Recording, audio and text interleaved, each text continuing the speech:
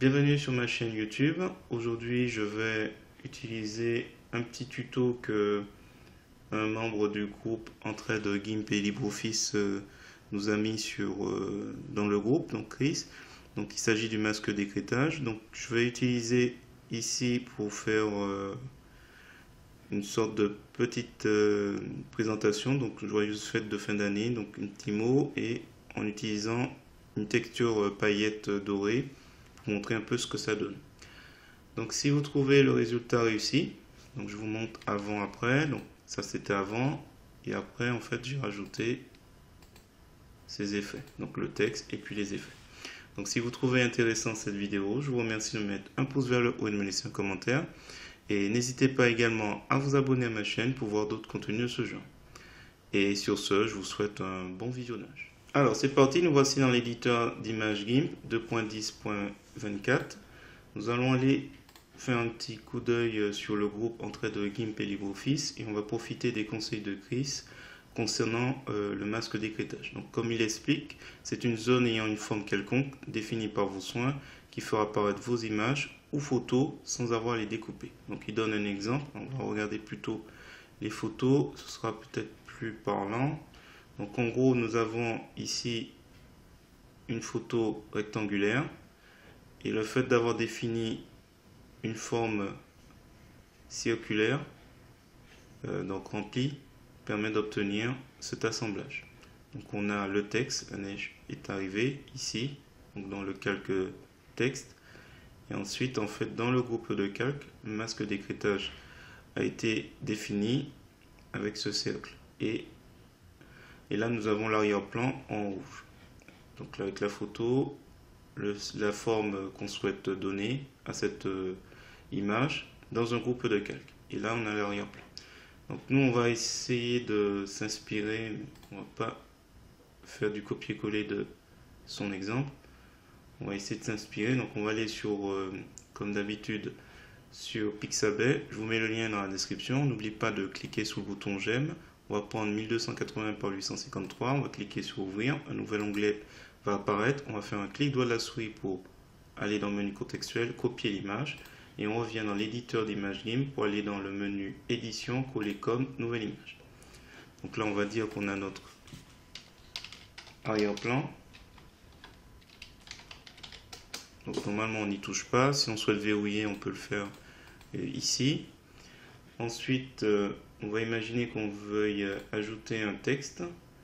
Alors, j'ai choisi la police Flemish Script. Si vous avez quelque chose d'assez élégant, vous prenez. Je vais mettre CTRL A pour tout sélectionner. On va mettre du blanc. Voilà, comme ça on verra. On va mettre joyeuse fête de fin d'année. Alors, je vais peut-être mettre un peu plus d'espace entre les...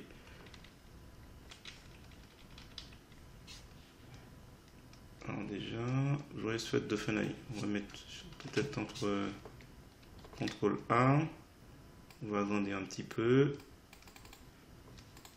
Je trouve que c'est un petit peu trop rapproché. Joyeuse fête de fin d'année.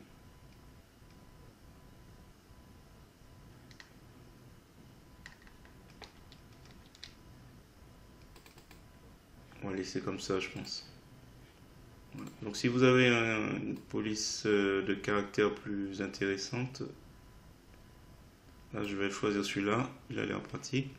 Je vais faire un clic droit de la souris, je vais créer un groupe de calque.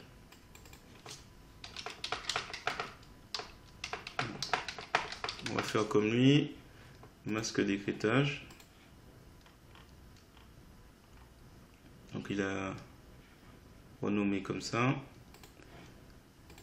Et là, je vais aller chercher sur Pixabay cette texture.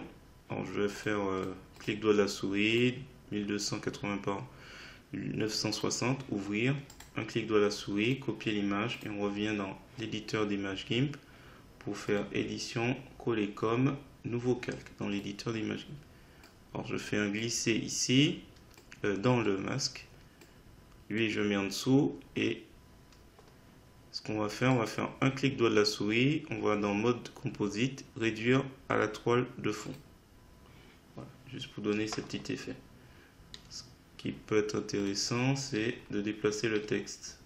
Donc je sélectionne le calque Joyeuse Fête, je prends l'outil de déplacement et on peut s'amuser, si on trouve que c'est pas bien placé, à le remonter.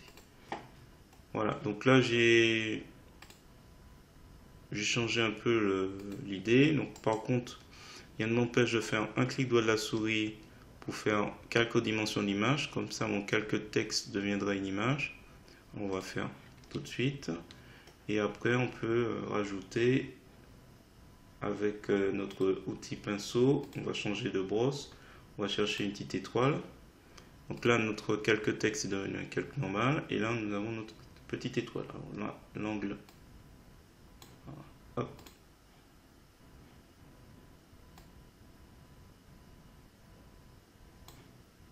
Ah, mince. Alors, ce qu'on peut faire, quand c'est comme ça, une fois qu'on a cliqué dans Angle, on peut, avec les flèches du clavier, ajuster, parce que là, ça va être un peu compliqué.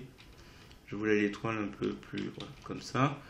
Donc là, du coup, on est sur Joyeuse Fête, ce qui est un... Et puis là, du coup, avec le pinceau, et peut-être une taille plus adaptée, on peut faire ici. Après, vous avez la possibilité d'utiliser la brosse dynamique. Pas cette fois-ci.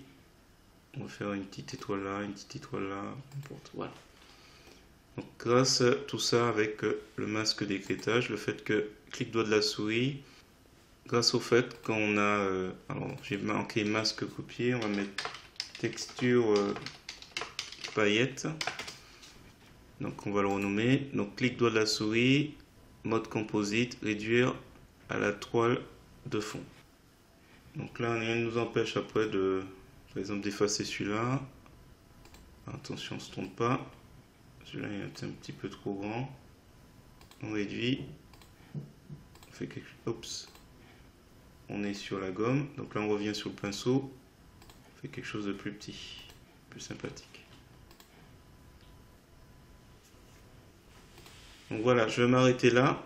Donc si vous avez trouvé intéressant cette vidéo, je vous remercie de me mettre un pouce vers le haut et de me laisser un commentaire. Et n'hésitez pas également à vous abonner à ma chaîne pour voir d'autres contenus de ce genre.